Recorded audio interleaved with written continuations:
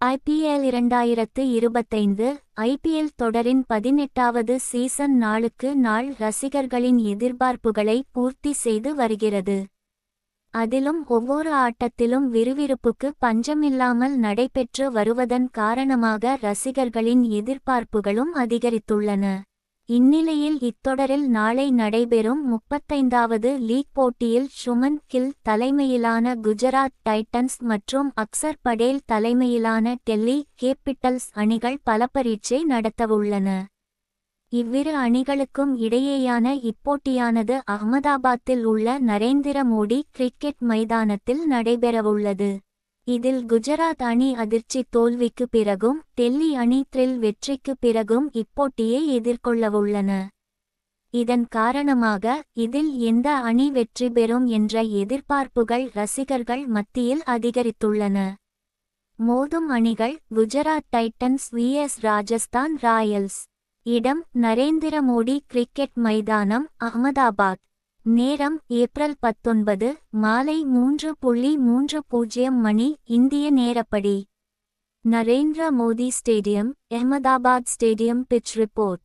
IPL 2025 தொடரின் 35வது போட்டி அஹ்மதாபாத்தில் உள்ள நரேந்திர மோடி மைதானத்தில் நடைபெறவுள்ளது.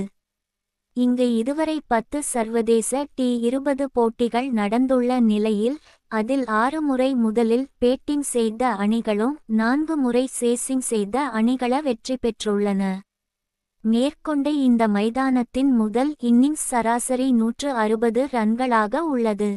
அதே சமயம் நடப்பு ஐபிஎல் தொடரிலும் இங்கு நடைபெற்ற முதலிரண்டு போட்டிகளிலும் முதலில் பேட்டிங் செய்த அணிகளே வெற்றியை பெற்றுள்ளன. இதனால் இங்கு டாஸ் வெல்லும் அணி பேட்டிங்கை தேர்வு செய்வது வெற்றிக்கு வழிவகுக்கலாம். DCVS GT highlights. ஐபிஎல் 2025 போட்டி சாய் சுதர்சன் மற்றும் சுமான் கில் ஆகியோர் சிறப்பான பேட்டிங் மூலம் குஜராத் டைட்டன்ஸ் அணியை டெல்லி கேபிட்டல்ஸ் அணிக்கு எதிராக 10 விக்கெட் வித்தியாசத்தில் வெற்றி பெற வழிவகுத்து ஐபிஎல் பிளேஆஃப்களில் தங்கள் இடத்தை பிடித்தனர். ஞாயிற்றுக்கிழமை நடைபெற்ற போட்டியில் 200 ரன்கள் எடுத்த சுதர்சன் ஆட்டமிழக்காமல் 108 ரன்கள் எடுத்தார். கில் ஆட்டமிழக்காமல் 93 ரன்கள் எடுத்தார். இந்த ஜோடி குஜராத் அணியை விக்கெட் இழப்பின்றி 205 ரன்கள் எடுத்தது. இன்னும் ஒரு ஓவர் மீதமுள்ள நிலையில் சுதர்சனின் அற்புதமான ஆட்டத்தில் 12 பவுண்டரிகள் மற்றும் 4 சிக்சர்கள் இடம்பெற்றன. கில் அவர்களின் சாதனை தொடக்க பார்ட்னர்ஷிப். முன்னதாக டெல்லி அணி முதலில் பேட்டிங் செய்யச் சொன்ன பிறகு கே.எல்.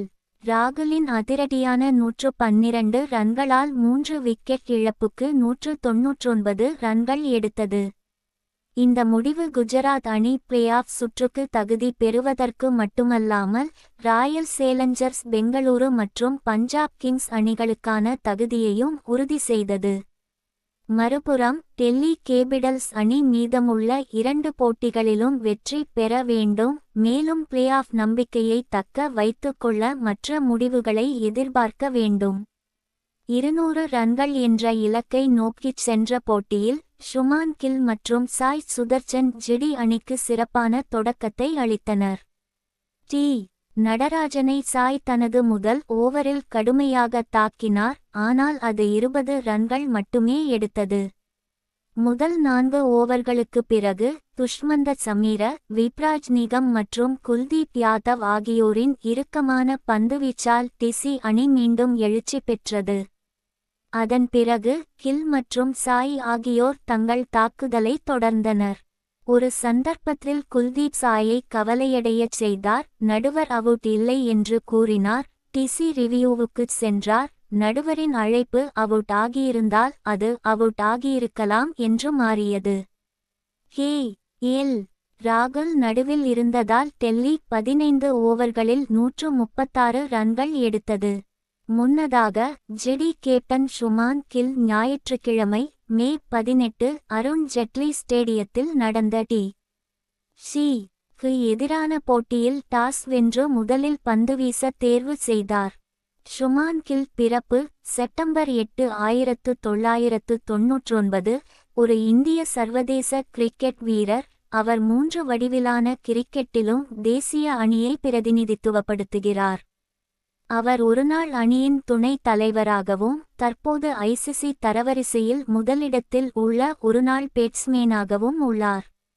அவர் இந்தியன் பிரீமியர் லீக்கில் குஜராத் டைட்டன்ஸ் அணிக்கு கேப்டனாகவும் உள்நாட்டு கிரிக்கெட்டில் பஞ்சாப் அணிக்காகவும் விளையாடுகிறார். வலது கை டாப் ஆர்டர் பேட்ஸ்மேனான அவர் ஜனவரி 2019 இல் நியூசிலாந்திற்கு எதிராக இந்தியாவுக்காக சர்வதேச அளவில் அறிமுகமானார். கில் 2023 ஒருநாள் உலக கோப்பை அணியில் இடம்பிடித்தார், அது 2ஆம் இடத்தை பிடித்தது. 2025 சாம்பியன்ஸ் டிராபியை வென்ற அணியிலும் அவர் உறுப்பினராக இருந்தார். தனிப்பட்ட தகவல் முழுப்பெயர் சுமான் சிங். கில் பிறப்பு செப்டம்பர் 8, 1999, வயது 25, ஃபாசில்கா, பஞ்சாப், இந்தியா. புனைப்பெயர் பிரின்ஸ். பேட்டிங் வலது கை, பந்துவீச்சு வலது கை, ஆஃப் பிரேக் பங்கு தொடக்க வீரர். சர்வதேச தகவல் தேசிய அணி இந்தியா 2019 தற்போது வரை டெஸ்ட் அறிமுகம். தலைப்பு 297 டிசம்பர் 26, 2020 வி. ஆஸ்திரேலியா கடைசி டெஸ்ட் ஜனவரி 3, 2025 வி. ஆஸ்திரேலியா ஒருநாள் அறிமுகம். தலைப்பு 227 ஜனவரி 31, 2019 வி. நியூசிலாந்து கடைசி ஒருநாள் போட்டி மார்ச் 9, 2025 வி. நியூசிலாந்து ஒருநாள் போட்டி சட்டை எண் 77 T20 I அறிமுகம். தலைப்பு 101 ஜனவரி 3, 2023 வி. இலங்கை கடைசி T20 I ஜூலை 30, 2024 வி. இலங்கை T20 I சட்டை எண் 77 உள்நாட்டு அணி தகவல் ஆண்டுகள் அணி 2017 தற்போது பஞ்சாப் 2018 முதல் 2021 வரை கொல்கத்தா நைட் ரைடர்ஸ் 2022 தற்போது குஜராத் டைட்டன்ஸ் 2022 ராமோர்கன் தொழில் புள்ளிவிவரங்கள் போட்டி டெஸ்ட் ஒருநாள் T20 IFC போட்டிகள் 3-2 5-5 2-1 6-1 ரன்கள் 1893 2775 578 4587 பேட்டிங் சராசரி 35.05 59.04 30.42 47.28 S50 S5 கீழ் 7-8 கீழ் 15 1 கீழ் 3 14 கீழ் 19 அதிகபட்ச ஸ்கோர் 128 208 126 நட்சத்திரக்குறி 268 கேட்சுகள் ஸ்டம்பிங்ஸ் 25 37 5 44 பதக்க சாதனை ஆண்கள் கிரிக்கெட் இந்தியாவை பிரதிநிதித்துவப்படுத்துதல் ஒருநாள் உலக கோப்பை 2ஆம் இடம் 2023 இந்தியா உலக டெஸ்ட் சாம்பியன்ஷிப் 2ஆம் இடம் 2019 முதல் 2021 வரை இங்கிலாந்து 2ஆம் இடம் 2021 முதல் 2023 வரை இங்கிலாந்து சாம்பியன்ஸ் கோப்பை முதல் இடம் 2025 ஐக்கிய அரபு எமிரேட்ஸ் ஆசிய கோப்பை முதல் இடம் 2023 இலங்கை 19 வயதுக்குட்பட்ட உலக கோப்பை முதல் இடம் 2018 நியூசிலாந்து ஒருநாள் கிரிக்கெட்டில் 38 இன்னிங்ஸ்களில் 2000 ரன்களையும் 50 இன்னிங்ஸ்களில் 2500 ரன்களையும் எட்டிய வேகமான வீரர் இவர். 23 வயதில் ஒருநாள் போட்டியில் இரட்டை சதம் அடித்த இளைய வீரர் என்ற சாதனையையும் அவர் படைத்துள்ளார். 2017ஆம் ஆண்டு விதர்பாவுக்கு எதிராக லிஸ்ட் ஏ போட்டியில் அறிமுகமானார். 2017 முதல் 18 வரை ரஞ்சி டிராபியில் பெங்கால் அணிக்கு எதிராக பஞ்சாப் அணிக்காக முதல் தர போட்டியில் அறிமுகமானார். ஆட்டத்தில் அரை சதம் அடித்தார். சர்வீசஸுக்கு எதிரான கடைசி போட்டியில் 129 ரன்கள் எடுத்தார். இந்தியாவின் 19 வயதுக்குட்பட்டோர் அணியின் துணைத் தலைவராக 2018-19 வயதுக்குட்பட்டோர் கிரிக்கெட் உலகக் கோப்பையில் 124.00 சராசரியுடன் 372 ரன்கள் எடுத்தார். அங்கு அவர் இந்தியாவின் 4வது பட்டத்தை வென்றதில் முக்கிய பங்கு வகித்தார் மற்றும் போட்டியின் சிறந்த வீரர் விருதை பெற்றார். பாகிஸ்தான் U-19 அணிக்கு எதிரான அரையிறுதியில் அவர் ஆட்டமிழக்காமல் 102 ரன்கள் எடுத்ததற்கு ராகுல் திராவிட், சச்சின் டெண்டுல்கர், VVS லட்சுமணன் மற்றும் சவுரவ் கங்குலி போன்ற பேட்டிங் ஜாம்பவான்கள் பாராட்டு தெரிவித்தனர். 2022ஆம் ஆண்டில் கில் IPL பட்டத்தை வென்ற குஜராத் டைட்டன்ஸ் அணியின் ஒரு பகுதியாக இருந்தார். 890 ரன்கள் எடுத்து 2023 IPL ஆரஞ்சு தொப்பியை வென்றார். இது IPL வரலாற்றில் இரண்டாவது அதிகபட்ச ஸ்கோர் ஆகும். இதில் 3 சதங்களும் அடங்கும். IPL தகுதிச் சுற்று 2 இல் அவர் எடுத்த 129 ரன்கள் IPL பிளே-ஆஃப் வரலாற்றில் அதிகபட்ச தனிநபர் ஸ்கோர் ஆகும். ஹார்திக் பாண்டியா மும்பை இந்தியன்ஸுக்கு மாற்றப்பட்ட பிறகு IPL 2024க்கு முன்னதாக குஜராத் டைட்டன்ஸ் அணியின் கேப்டனாக கில் நியமிக்கப்பட்டார். கில் செப்டம்பர் 8, 1999 அன்று இந்தியாவின் பஞ்சாப் மாநிலம் ஃபாசில்கா மாவட்டத்தில் உள்ள சத் ஜெய்மால் சிங் வாலா கிராமத்தில் ஒரு பஞ்சாபி சீக்கிய குடும்பத்தில் பிறந்தார். அவரது தந்தை லக்விந்தர் சிங் ஒரு விவசாயி. அவர் ஒரு கிரிக்கெட் வீரராக வேண்டும் என்று ஆசைப்பட்டார். அவருக்கு ஷானில் கில் என்ற மூத்த சகோதரி உள்ளார். அவர் 3 வயதிலேயே ஒரு மட்டையை எடுத்து கிரிக்கெட்டில் ஆரம்பகால நம்பிக்கையை வெளிப்படுத்தினார்.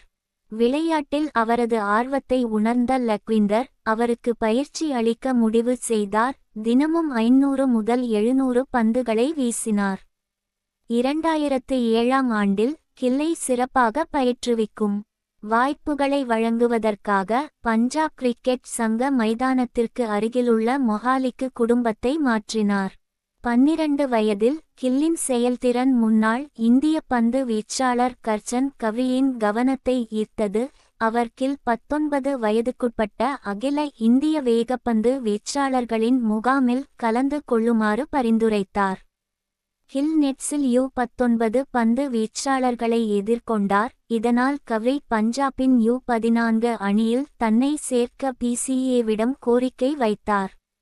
அவர் சிறுவயதிலிருந்தே அபிஷேக் சர்மாவின் நண்பர். அவர்கள் 14 வயதுக்குட்பட்டோருக்கான பஞ்சாப் அணிக்காக இன்னிங்ஸை தொடங்கினர். 18 மொஹாலிக்கு எதிரான மாவட்டங்களுக்கு இடையேயான 16 வயதுக்குட்பட்டோருக்கான போட்டியில் மொஹாலியை பிரதிநிதித்துவப்படுத்தும் கில் 351 ரன்கள் எடுத்து நிர்மல் சிங்குடன் இணைந்த 587 ரன்கள் எடுத்து சாதனை தொடக்க ஆட்டக்காரராக பகிர்ந்து கொண்டார். 14 வயதில் விஜய் மெர்ச்சன்ட் டிராபியில் பஞ்சாப் அணிக்காக தனது 16 வயதுக்குட்பட்டோருக்கான அறிமுக போட்டியில் இரட்டை சதம் அடித்தார். உள்நாட்டு வாழ்க்கை திருத்து 2016 முதல் 17 வரை விஜய் ஹசாரே டிராபியில் பிப்ரவரி 25, 2017 அன்று விதர்பாவுக்கு எதிராக பஞ்சாப் அணிக்காக லிஸ்ட் ஏ போட்டியில் அறிமுகமானார். அந்த போட்டியில் அவர் 11 ரன்கள் எடுத்து ரன் அவுட் ஆனார். அசாமுக்கு எதிரான தனது 2வது போட்டியில் அவர் தனது முதல் லிஸ்ட் ஏ சதத்தை அடித்தார். 129 பந்துகளில் 121 ரன்கள் எடுத்தார். 2017 நவம்பர் 17, 2017 அன்று 2017 முதல் 18 வரை ரஞ்சி டிராபியில் பெங்கால் அணிக்கு எதிராக அவரது முதல் தர அறிமுகமானது. அதே மாதத்தின் பிற்பகுதியில் சர்வீசஸுக்கு எதிராக பஞ்சாப் அணிக்காக பேட்டிங் செய்யும் போது தனது முதல் சதத்தை அடித்தார். அவர் 142 பந்துகளில் 129 ரன்கள் எடுத்தார். அக்டோபர் 2018 இல் 2018 முதல் 19 வரை தியோதர் டிராபிக்கான இந்தியா C அணியில் கில் இடம் பெற்றார். இந்தியா A அணிக்கு எதிரான இறுதி ரவுண்ட் ராபின் போட்டியில் அவர் ஆட்டமிழக்காமல் சதம் அடித்து இந்தியா C அணியை இறுதிப் போட்டிக்கு அழைத்துச் சென்றார். 26 அடுத்த மாதம் ஆல் 2018 முதல் 19 வரை ரஞ்சி டிராபிக்கு முன்னதாக பார்க்க வேண்டிய 8 வீரர்களில் ஒருவராக அவர் பெயரிடப்பட்டார். டிசம்பர் 2018 இல் ரஞ்சி டிராபியில் தமிழ்நாட்டுக்கு எதிரான போட்டியின் போது கில் முதல் தர கிரிக்கெட்டில் தனது முதல் இரட்டை சதத்தை அடித்தார். 268 ரன்கள் எடுத்தார். டிசம்பர் 25 2018 அன்று ரஞ்சி டிராபியில் ஹைதராபாத் அணிக்கு எதிரான போட்டியின் 4வது நாளில் பஞ்சாப் அணிக்கு 57 ஓவர்களில் 338 ரன்கள் தேவைப்பட்ட நிலையில் கில் 154 பந்துகளில் 148 ரன்கள் எடுத்து கிட்டத்தட்ட தனி ஒருவராக தனது அணியை வெற்றிக்கு அழைத்துச் சென்றார். இந்த போட்டி டிராவில் முடிந்தது. பஞ்சாப் அணி 57 ஓவர்களில் 324 கீழ் 8 என்ற கணக்கில் ரன் சேசிங்கை முடித்தது. வங்காளத்திற்கு எதிரான போட்டியில் கில் தனது 15வது இன்னிங்ஸில் முதல் தர கிரிக்கெட்டில் 1000 ரன்களை கடந்தார். 2018 முதல் 19 வரை ரஞ்சி டிராபியில் 5 போட்டிகளில் 728 ரன்களுடன் பஞ்சாப் அணிக்காக அதிக ரன் எடுத்த வீரர் ஆவார். ஆகஸ்ட் 2019 இல் 2019 முதல் 20 வரை துலி டிராபிக்கான இந்தியா ப்ளூ அணியின் கேப்டனாக கில் நியமிக்கப்பட்டார். அக்டோபர் 2019 இல் 2019 முதல் 20 வரை தியோதர் டிராபிக்கான இந்தியா சி அணியின் கேப்டனாக அவர் தேர்ந்தெடுக்கப்பட்டார். நவம்பர் 2019 இல் போட்டியின் இறுதிப் போட்டியில் ஒரு அணியை வழிநடத்திய இளைய கிரிக்கெட் வீரர் ஆனார்.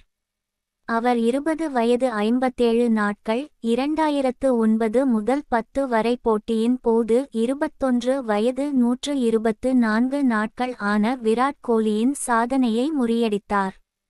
செப்டம்பர் 2022 இல் 2022 கவுண்டி சாம்பியன்ஷிப் சீசனின் மீதமுள்ள போட்டிக்காக கிராமோர்கனால் கில் அவர்களின் வெளிநாட்டு வீரராக ஒப்பந்தம் செய்யப்பட்டார். 35 அவர் வோர்சஸ்டர்ஷெயருக்கு எதிரான சோஃபியா மைதானத்தில் அறிமுகமானார். சர்வதேச வாழ்க்கை திருத்து டிசம்பர் 2016 இல் கில் 2016 ACC U19 ஆசிய கோப்பைக்கான இந்திய U19 அணியில் இடம்பிடித்தார். அங்கு அவர் தனது சக வீரர் ஹிமான்ஷு ராணாவுக்கு பிறகு போட்டியில் 2வது அதிக ரன்கள் எடுத்த வீரராக உருவெடுத்தார். இறுதிப் போட்டியில் இலங்கை U19 அணியை தோற்கடித்து இந்தியா போட்டியை வென்றது. 38 பிப்ரவரி 2017 இல் இங்கிலாந்து U19 அணிக்கு எதிரான தொடரின் வெற்றியில் அவர் முக்கிய பங்கு வகித்தார்.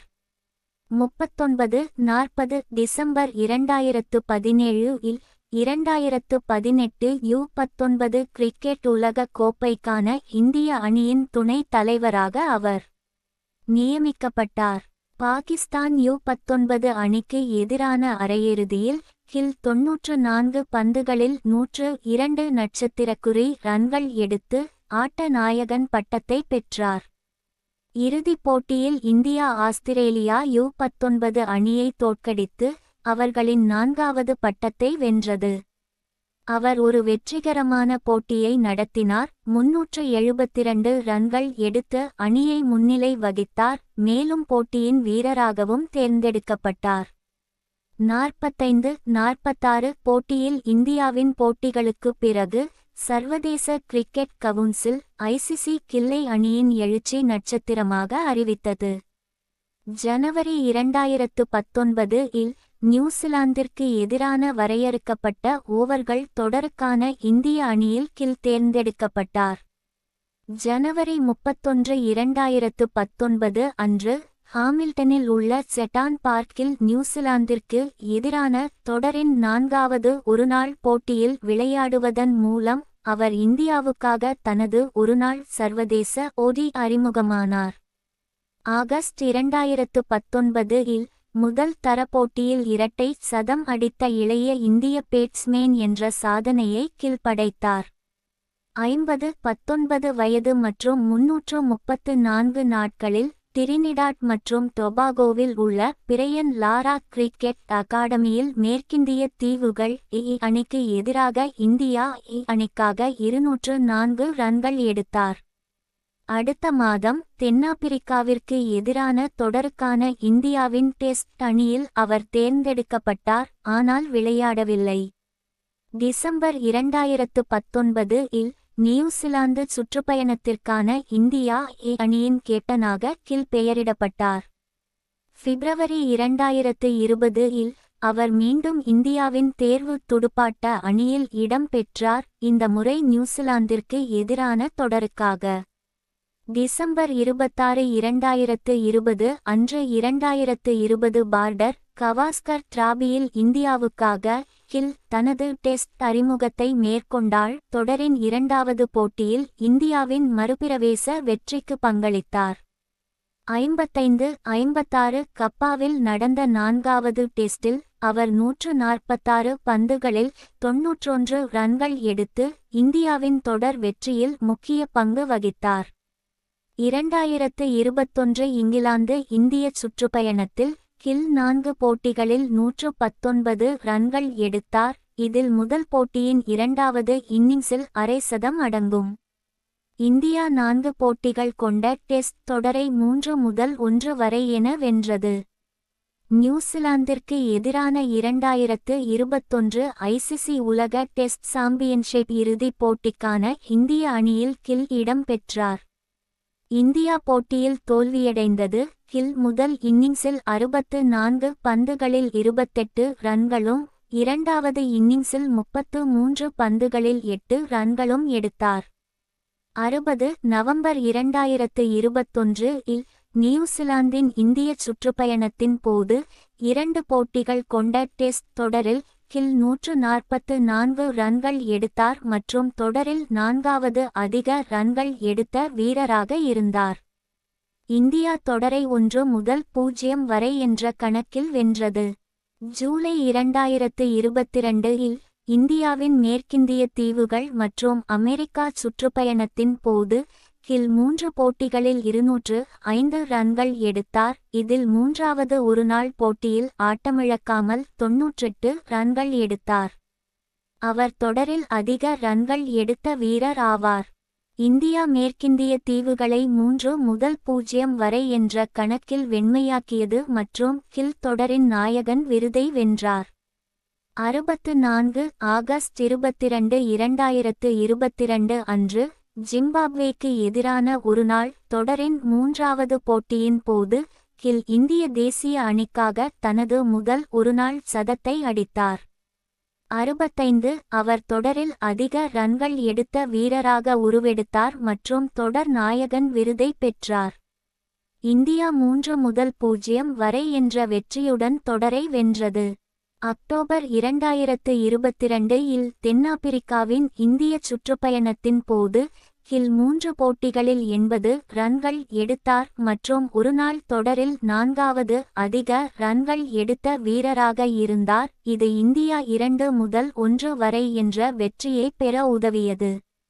நவம்பர் 2022 இல் நியூசிலாந்திற்கு எதிரான ஒருநாள் தொடரில் கில் தொடரில் அதிக ரன்கள் எடுத்த 3வது வீரரானார். முதல் போட்டியில் ஒரு அரை சதம் உட்பட 108 ரன்கள் எடுத்தார்.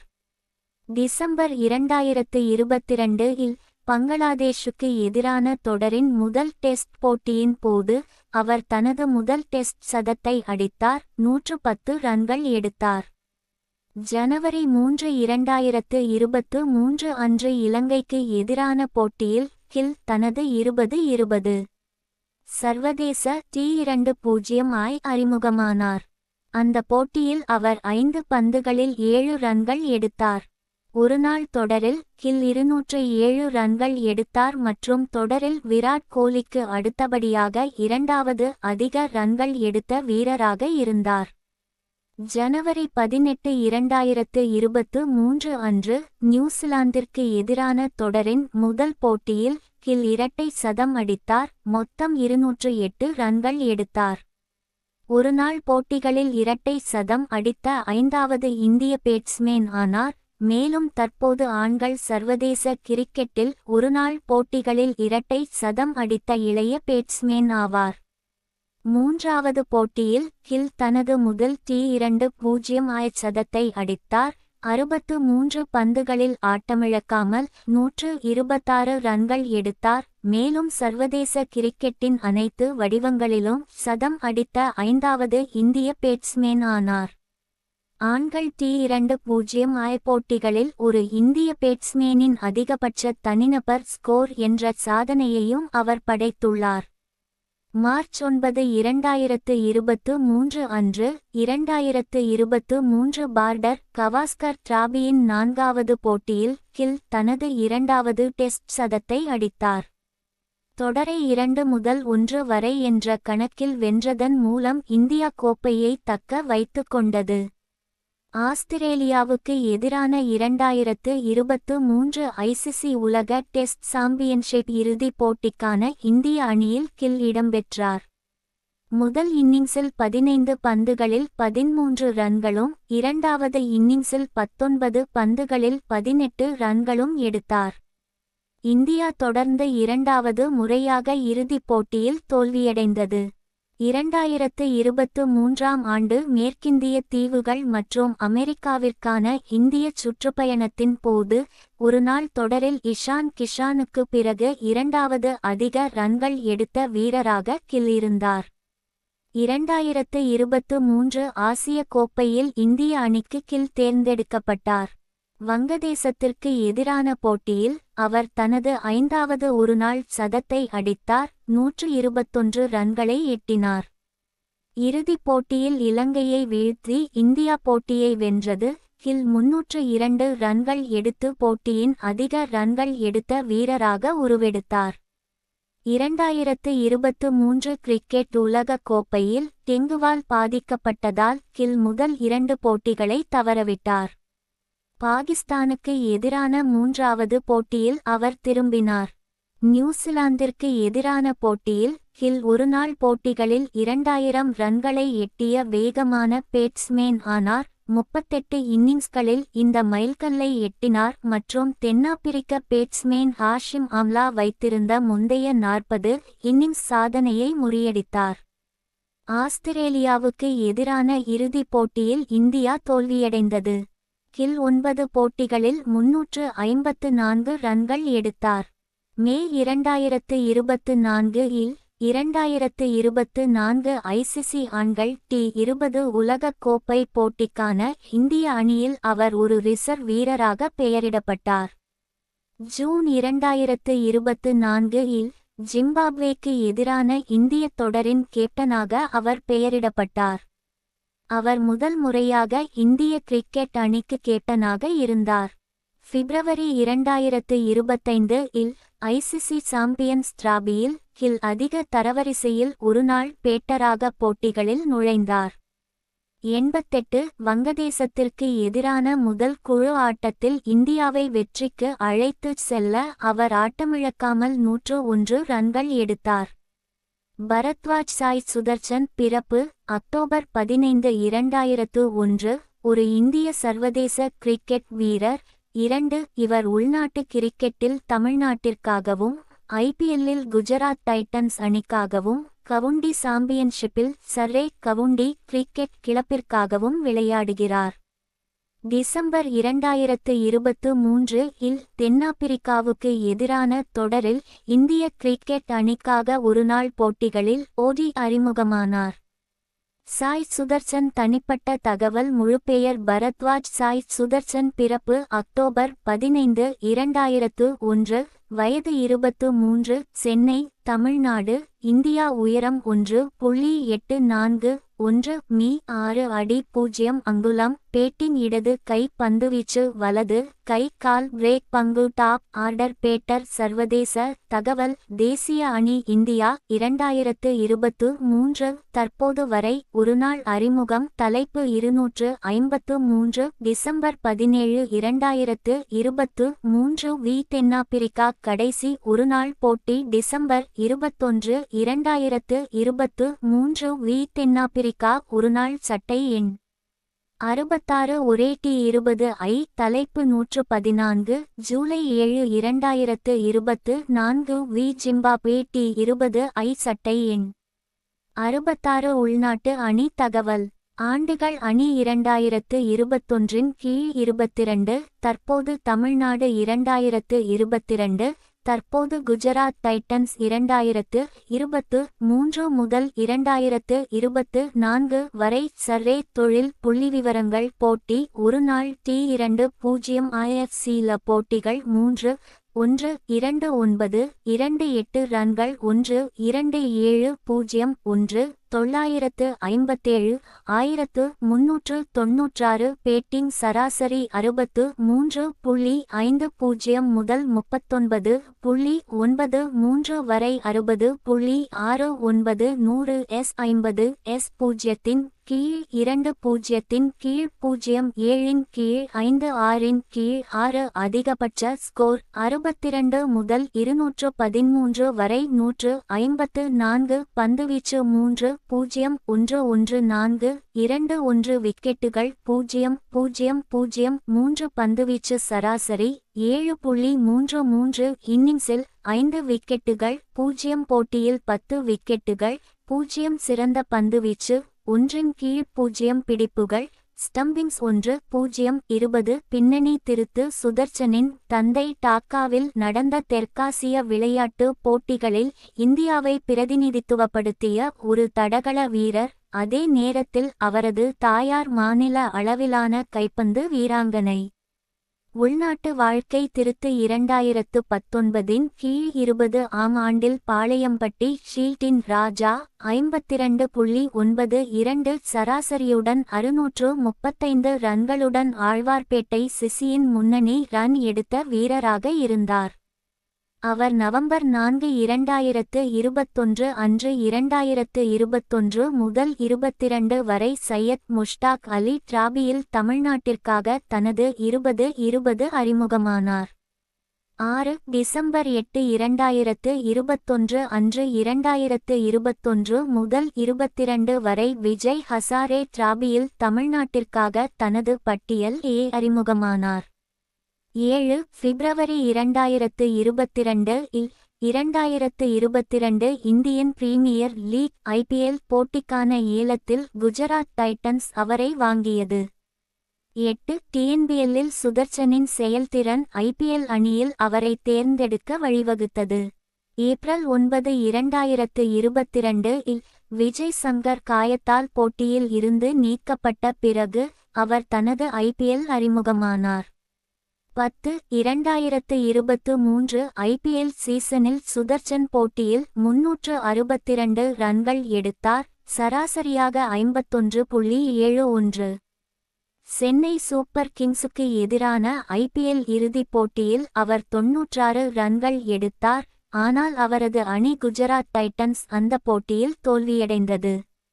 ஆகஸ்ட் 2023 இல் 2023 கவுண்டி சாம்பியன்ஷிப்பின் கடைசி 3 போட்டிகளுக்கு சுதர்சன் சர்ரே அணிக்காக ஒப்பந்தம் செய்தார். 2023 கவுண்டி சாம்பியன்ஷிப்.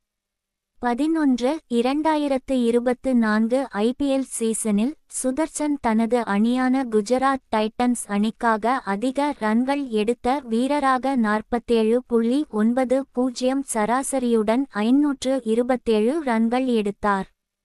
அவரது குறிப்பிடத்தக்க இன்னிங்ஸ் 59வது போட்டியில் சென்னை அணிக்கு எதிராக ஒரு அற்புதமான சதம் அடித்தது. அதில் அவர் 5-4 மற்றும் 7-6 உட்பட 103.59 ரன்கள் எடுத்தார். ஜூலை 2024 இல் ஜிம்பாப்வேக்கு எதிராக தனது T20 அறிமுகத்தை மேற்கொண்டாள். 2025 IPL சீசனில் அவர் தற்போது 55வது போட்டியில் அதிக ரன்கள் எடுத்தவர்களில் ஒருவராக உள்ளார். இதில் ராயல் சேலஞ்சர்ஸ் பெங்களூருக்கு எதிராக 50.04 சராசரியுடன் 505 ரன்கள் எடுத்துள்ளார். 2025 போட்டிகள் ஒரு வாரத்திற்கு ஒத்திவைப்பு. தரம்சாலாவில் நேற்று நடைபெற்ற போட்டி பாதியிலேயே நிறுத்தப்பட்டது. காலவரையின்றி ஒத்திவைக்கப்பட்ட IPL தொடர் தற்போது ஒரு வாரத்திற்கு நீடிக்கும் என பிசிசிஐ தெரிவித்துள்ளது. இந்தியா பாகிஸ்தான் இடையில் போர் பதற்றம் நிலவி வருகிறது. நேற்றிரவு ஜம்மு விமான நிலையத்தை குறிவைத்து பாகிஸ்தான் ட்ரோன் மற்றும் ஏவுகணை தாக்குதல் நடத்தியது. இதனால் ஜம்மு காஷ்மீர், பஞ்சாப், ஹரியானா, குஜராத், ராஜஸ்தான், இமாச்சல பிரதேச மாநிலத்தில் உள்ள முக்கிய நகரங்கள் இருளில் மூழ்கின. விளக்குகள் அனைத்தும் அணைக்கப்பட்டன. இதனால் தரம்சாலாவில் நேற்றிரவு நடைபெற்று வந்த பஞ்சாப் கிங்ஸ் டெல்லி கேபிட்டல்ஸ் இடையிலான போட்டி உடனடியாக நிறுத்தப்பட்டது. அத்துடன் போட்டி கைவிடப்பட்டதாக அறிவிக்கப்பட்டது. இந்தியா பாகிஸ்தான் இடையிலான மோதல் மேலும் மேலும் மோசமடைந்து வருவதால் ஐபிஎல் போட்டியில் காலவரையின்றி ஒத்திவைக்கப்படுவதாக இன்று காலை பிசிசிஐ தெரிவித்திருந்தது. இந்த நிலையில் ஒருவார காலத்திற்கு ஒத்திவைக்கப்பட்டுள்ளதாக பிசிசிஐ தெரிவித்துள்ளது. பிசிசிஐ இது தொடர்பாக வெளியிட்டுள்ள அறிக்கையில் ஐபிஎல் தொடர் உடனடியாக சஸ்பெண்ட் செய்ய முடிவு செய்யப்பட்டுள்ளது. இந்த சஸ்பெண்ட் ஒரு வார காலத்திற்கு இருக்கும். அதன்பின் சூழ்நிலை குறித்து விரிவாக ஆராய்ந்து புதிய போட்டி அட்டவணை மற்றும் போட்டிகள் நடைபெறும் இடம் அறிவிக்கப்படும் என தெரிவித்துள்ளது. ஐபிஎல் 2025 போட்டிகள் மீண்டும் தொடங்கும் தேதி அறிவிப்பு அட்டவணை வெளியிட்ட பி.சி.சி.ஐ நிறுத்தம் செய்யப்பட்ட ஓவர்களில் இருந்து இந்த மேட்ச் தொடங்கும். ஜூன் 3ஆம் தேதி இறுதிப் போட்டி நடைபெறும். ஜம்மு காஷ்மீர் மாநிலம் பஹல்காமில் பயங்கரவாதிகள் நடத்திய தாக்குதலில் 26 பேர் உயிரிழந்தனர். இதனையடுத்து பாகிஸ்தானில் உள்ள பயங்கரவாத முகாம்களை இந்தியா தாக்கி அழித்தது. இதனையடுத்து இந்தியா பாகிஸ்தான் இடையே போர் பதற்றம் ஏற்பட்டது. இந்நிலையில் அமெரிக்க அதிபர் டிரம்பின் தலையீட்டால் இந்தியாவும் பாகிஸ்தானும் உடனடியாக சண்டை நிறுத்தத்திற்கு ஒப்புக்கொள்வதாக அறிவித்தது. இந்தியா பாகிஸ்தான் தாக்குதல் நிறுத்தத்தை தொடர்ந்து பாதியில் நிறுத்தப்பட்ட ஐபிஎல் போட்டிகள் மீண்டும் தொடங்கும் தேதியை பிசிசிஐ அறிவித்துள்ளது. பிசிசிஐ வெளியிட்டுள்ள அறிக்கையின்படி போட்டிகள் மீண்டும் வரும் 17ஆம் தேதி சனிக்கிழமை அன்று தொடங்குகின்றன. ஜூன் 3ஆம் தேதி இறுதிப் போட்டி நடைபெறும் என்று அறிவிக்கப்பட்டுள்ளது. ட்ரோன் தாக்குதலால் பாதியில் நிறுத்தப்பட்ட பஞ்சாப் மற்றும் டெல்லி அணிகளுக்கு இடையிலான போட்டி மே 24ஆம் தேதி ஜெய்ப்பூரில் நடைபெறவுள்ளது. நிறுத்தம் செய்யப்பட்ட ஓவர்களில் இருந்து இந்த மேட்ச் தொடங்கும் என கூறப்படுகிறது. பிளே ஆஃப் சுற்றுகளையும் சேர்த்து மொத்தம் இன்னும் 17 போட்டிகள் நடத்தப்படவுள்ளது. இவை பெங்களூரு, ஜெய்ப்பூர், டெல்லி, லக்னோ, டெல்லி மற்றும் அகமதாபாத் ஆகிய 6 இடங்களில் மட்டுமே நடைபெறும். இதில் எதுவும் சேப்பாக்கத்தில் நடைபெறாது. பிளே ஆஃப் சுற்று விவரங்கள். குவாலிபையர் 1 மே 29, எலிமினேட்டர் மே 30, குவாலிபையர் 2 ஜூன் 1, இறுதிப் போட்டி ஜூன் 3ஆம் தேதி முறையே நடக்க உள்ளது. ஆர்சிபி அணிக்கு வந்த சோதனை. காயம் காரணமாக ஜோஷ் ஹேசில்வுட் விலகல். தோள்பட்டை வலியால் ஆர்.சி.பி வீரர் ஜோஷ் ஹேசில்வுட் அவதிப்பட்டு வருகிறார். ஐபிஎல் தொடர் வரும் வியாழன் அல்லது வெள்ளிக்கிழமை தொடங்க உள்ளதாக தகவல். ஜம்மு காஷ்மீர் மாநிலம் பஹல்காமில் பயங்கரவாதிகள் நடத்திய தாக்குதலில் 26 பேர் உயிரிழந்தனர். இதனையடுத்து பாகிஸ்தானில் உள்ள பயங்கரவாத முகாம்களை இந்தியா தாக்கி அழித்தது. இதனையடுத்து இந்தியா பாகிஸ்தான் இடையே போர் பதற்றம் ஏற்பட்டது. இந்நிலையில் அமெரிக்க அதிபர் டிரம்பின் தலையீட்டால் இந்தியாவும் பாகிஸ்தானும் உடனடியாக சண்டை நிறுத்தத்திற்கு ஒப்புக்கொள்வதாக அறிவித்தது. மே 12ஆம் தேதி இரு நாடுகளும் பேச்சுவார்த்தை நடத்தவுள்ளன. இந்தியா பாகிஸ்தான் தாக்குதல் நிறுத்தத்தை தொடர்ந்து பாதியில் நிறுத்தப்பட்ட ஐபிஎல் தொடர் வரும் வியாழன் அல்லது வெள்ளிக்கிழமை தொடங்க உள்ளதாக தகவல் வெளியாகியுள்ளது.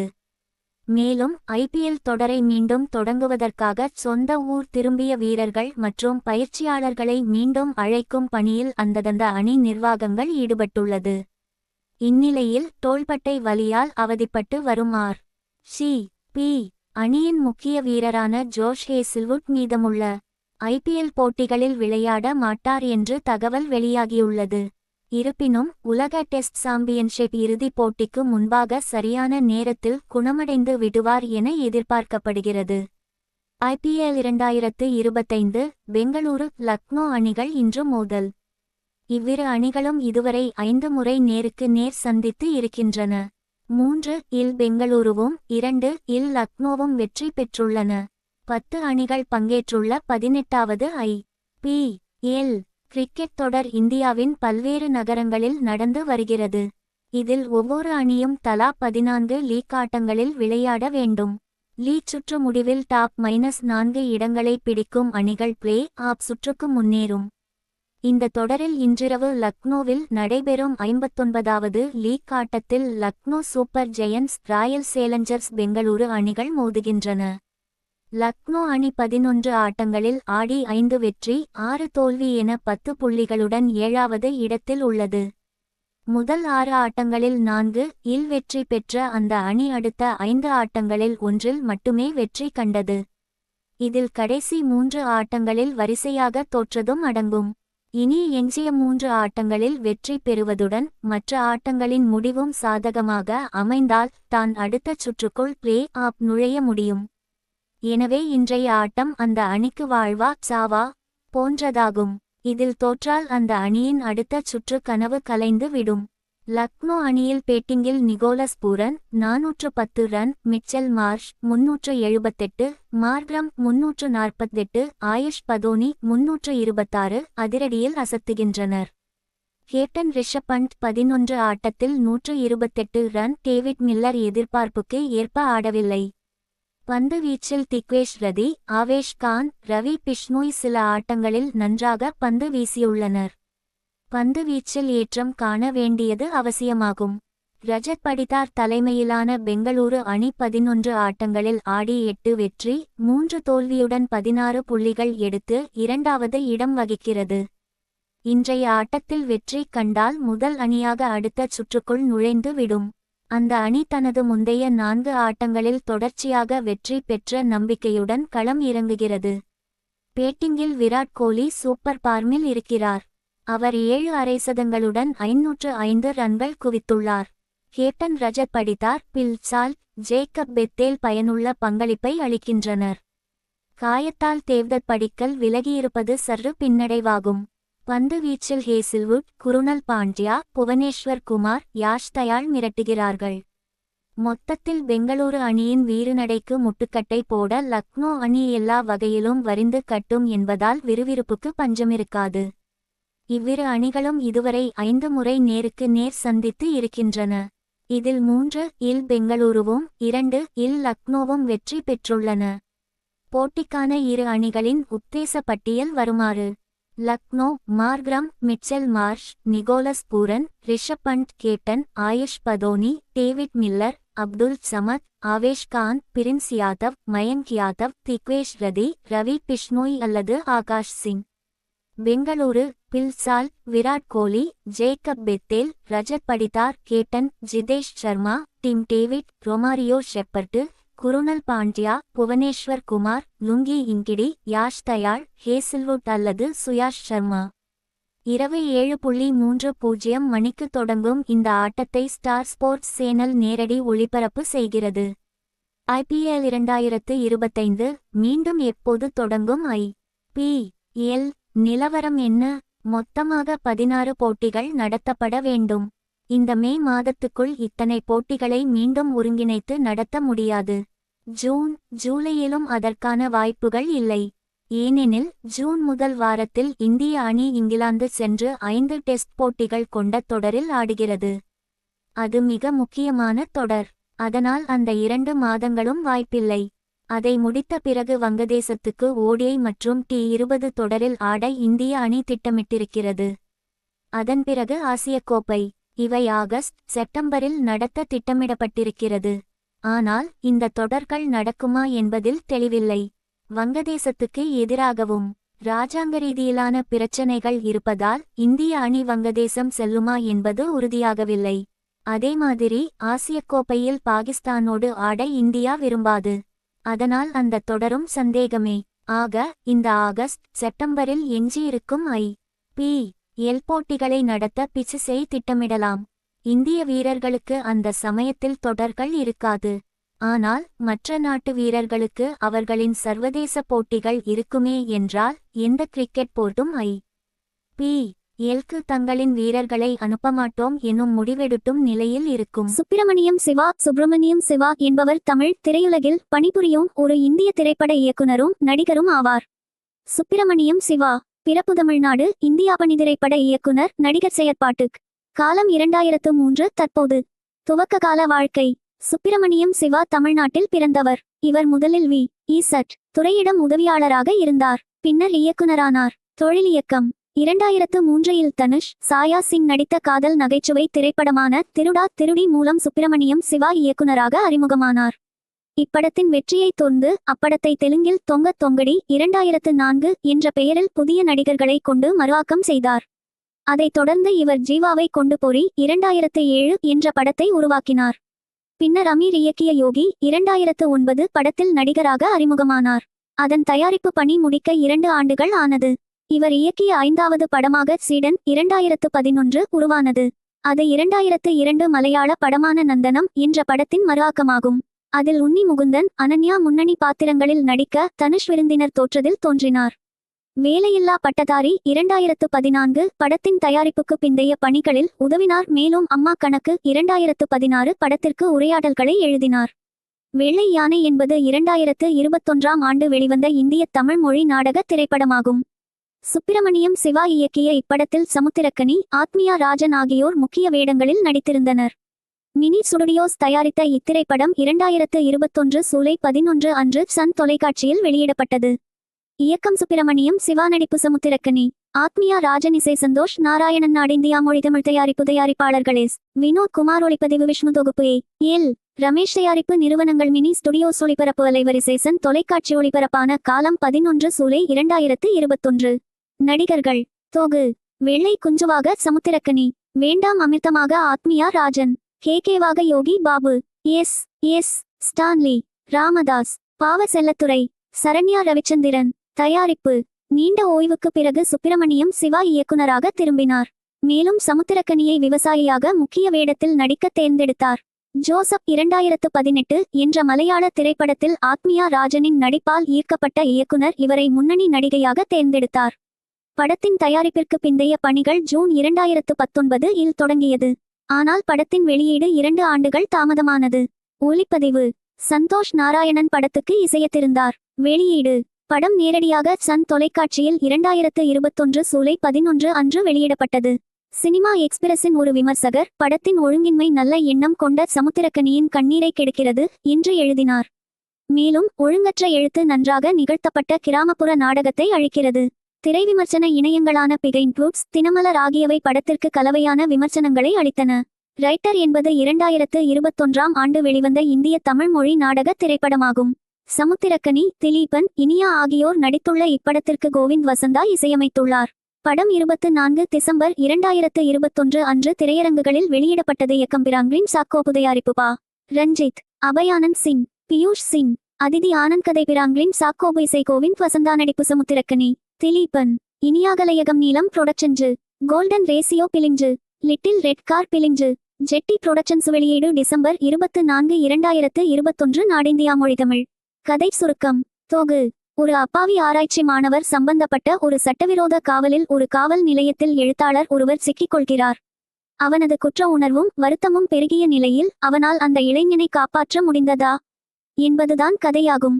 நடிகர்கள்: தோகு தங்கராஜாக சமுத்திரக்கனி, திலீபன், இனியா, சுப்பிரமணியம் சிவா, ஜி.எம். சுந்தர், தேவகுமாராக ஹரி கிருஷ்ணன், மகேஸ்வரி, அமுதாவாக லிசி ஆண்டனி, போஸ் வெங்கட், கவிதா பாரதி, கவின் ஜெய், பாபு, சேவியராக சுப்பிரமணியம் சிவா. ஒளிப்பதிவையும் இசையையும் இசையமைப்பாளர் கோவிந்த் வசந்தா மேற்கொண்டாள். மேலும் இசை தொகுப்பில் 2 பாடல்கள் இடம்பெற்றன. இசை உரிமையை திங்க் மியூசிக் வாங்கியுள்ளது. வெளியீடு: படம் 24 டிசம்பர் 2021 அன்று திரையரங்குகளில் வெளியிடப்பட்டு நேர்மறையான விமர்சனங்களை பெற்றது.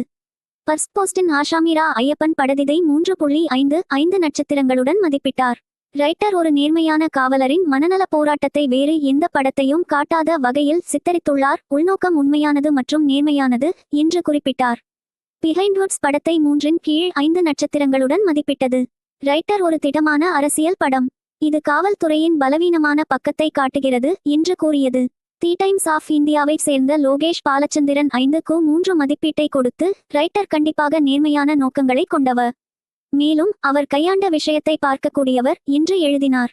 சினிமா எக்ஸ்பிரஸின் சுதீர் சீனிவாசன் 5.3 மதிப்பீட்டை மெட்ராஸ்காரன் புள்ளி பல சுவாரஸ்யமான யோசனைகளை கொண்டுள்ளது, ஆனால் மிகவும் கசப்பான படம் அல்ல என்று எழுதினார். மட்ராஸ்காரன் என்பது வாலி மோகன் தாஸ் இயக்கத்தில் எஸ்.ஆர். புரோடக்ஷன்ஸ் பதாகையின் கீழ் பி. ஜெகதீஷ் தயாரிப்பில் 2025 இல் வெளிவந்த தமிழ் மொழி அதிரடி திரைப்படமாகும். இத்திரைப்படத்தில் ஷேன் நிகாம், கலையரசன், நிகாரிகா குனிதேலா மற்றும் ஐஸ்வர்யா தத்தா ஆகியோர் மேற்கொண்டுள்ளனர். இந்த படம் மூலம் ஷேன் நிகாம் தமிழில் முன்னணி நடிகராக அறிமுகமாகிறார்.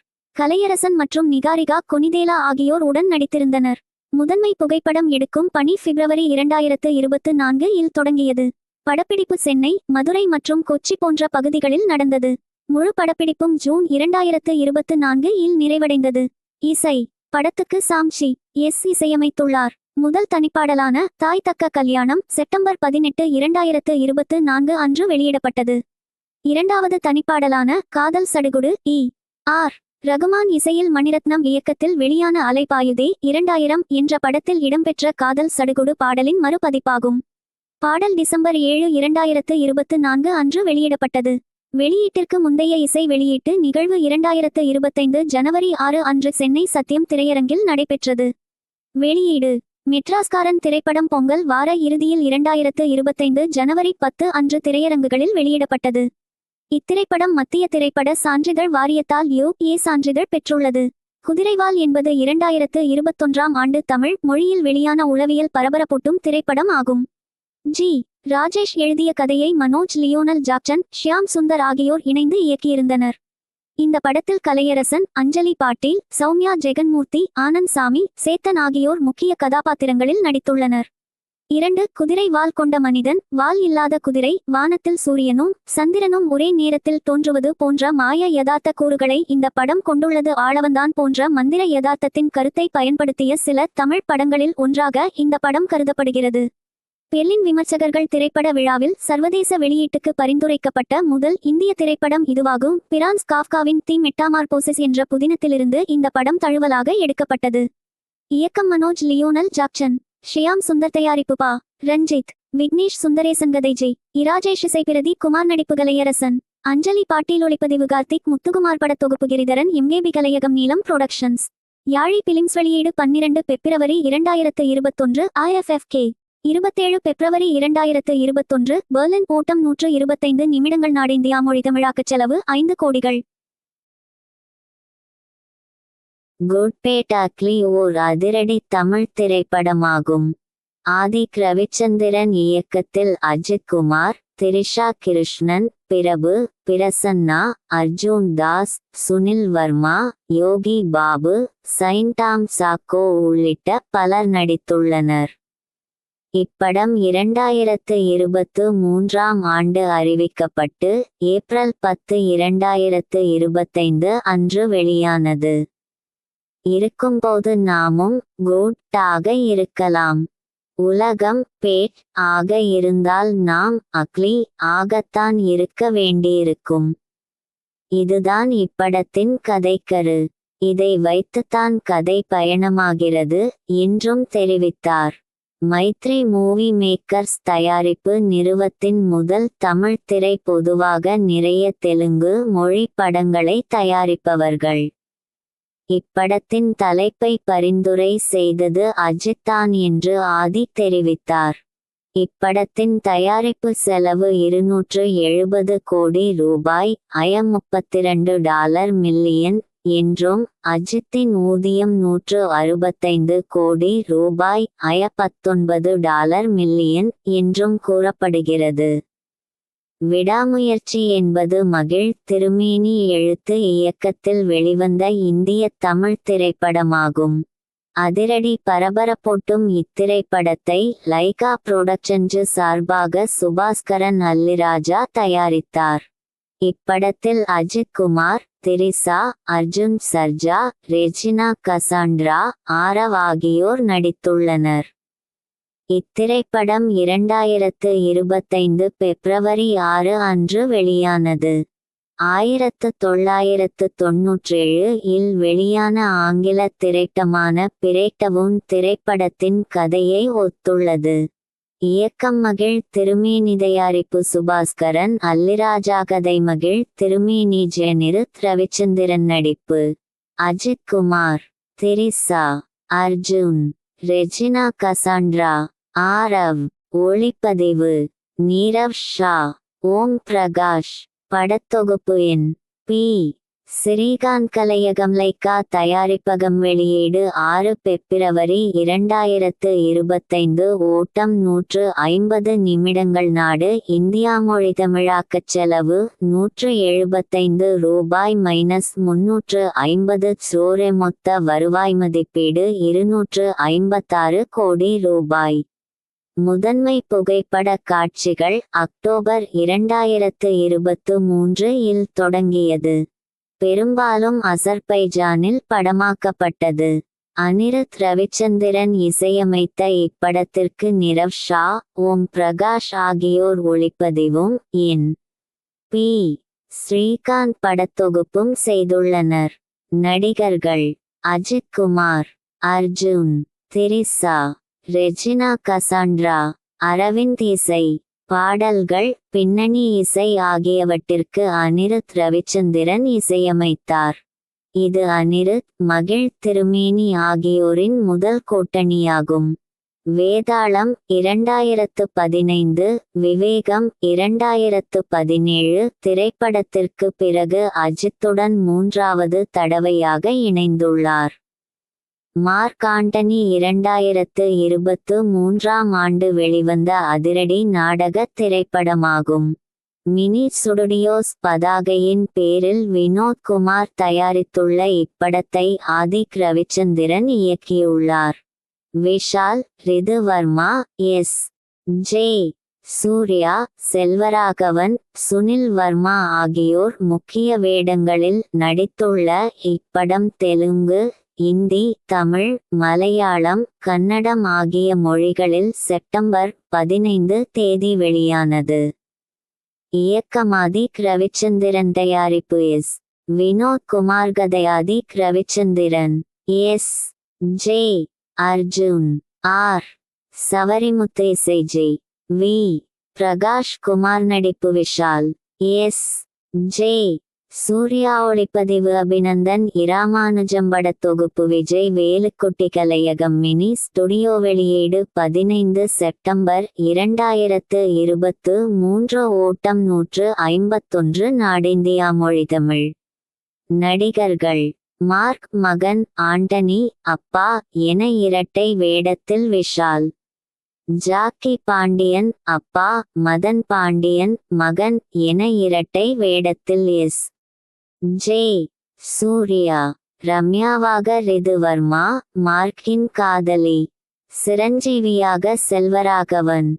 ஏகாம்பரம் வேடத்தில் சுனில் வர்மா. மார்க்கின் அம்மாவாகவும் ஆண்டனியின் மனைவியாகவும் அபிநயா. நிழல்கள் ரவி, ரெடின் கிங்ஸ்லி, ஓய். ஜி. மகேந்திரன். சில்க் ஸ்மிதாவாக விஷ்ணு பிரியா காந்தி. சென்ராயன். பில்லி முரளி. வசனகர்த்தாவாக கார்த்திக். இசை நான் சிகப்பு மனிதன். 2014 படத்திற்கு பிறகு விஷாலுடன் 2வது முறையாகவும், திரிஷா இல்லனா நயன்தாரா 2015 படத்திற்கு பிறகு ஆதிக்கின் 2வது கூட்டணியிலும் ஜி. வி. பிரகாஷ் குமார் இப்படத்திற்கு இசை மற்றும் பின்னணி இசை இசையமைத்துள்ளார். முதல் தனிப்பாடலான அதிருதா ஜூலை 15, 2023 அன்று வெளியிடப்பட்டது. மற்றும் இரண்டாவது பாடலான ஐ லவ் யூ டி ஆகஸ்ட் 23 அன்று வெளியிடப்பட்டது. ஸ்டார் என்பது இயக்குனர் இளன் எழுதி இயக்கிய தமிழ் மொழியில் 2024 இல் வெளியான காதல் நாடக திரைப்படமாகும். ஸ்ரீ வெங்கடேஸ்வரா சினி சித்ரா மற்றும் ரைஸ் ஈஸ்ட் என்டர்டெயின்மெண்ட் ஆகியவற்றின் கீழ் பி. வி. எஸ். என். பிரசாத் மற்றும் ஸ்ரீநிதி சாகர் இணைந்து இப்படத்தை தயாரித்துள்ளனர். இதில் லால், அதிதி போஹங்கர், பிரீத்தி முகுந்தன் மற்றும் கீதா கைலாசம் ஆகியோருடன் கவின் முக்கிய கதாபாத்திரத்தில் நடித்துள்ளார். ஒரு நடிகராக வேண்டும் என்ற தனது கனவை பின்தொடர்ந்து பல்வேறு தடைகளை சந்திக்கும் கலை என்ற இளைஞனை பற்றி இந்த படம் கூறுகிறது. இயக்கமிழந்ததை வி. எஸ். என். பிரசாத், ஸ்ரீநிதி சாகர் இசையுவன் சங்கர் ராஜா நடிப்பு. கவின் அதிதி போன்கர், பிரீதி முகுந்தன். ஒளிப்பதிவு எழில் அரசு கேபட தொகுப்பு பிரதி பி. ராகவ் கலையகம். Rise east entertainment. Sri Venkateswara Cine Chitra. வெளியீடு மே 10, 2024. நாடிந்தியா மொழி தமிழாக்கச் செலவு மதிப்பீடு 12 கோடி ரூபாய். மொத்த வருவாய் மதிப்பீடு 20 கோடி ரூபாய். கதை சுருக்கம். நடுத்தர குடும்பத்தைச் சேர்ந்த கலை என்பவனுக்கு திரையுலகில் ஒரு நடிகனாக வர வேண்டும் என்பது மட்டுமே அவனது ஆசை.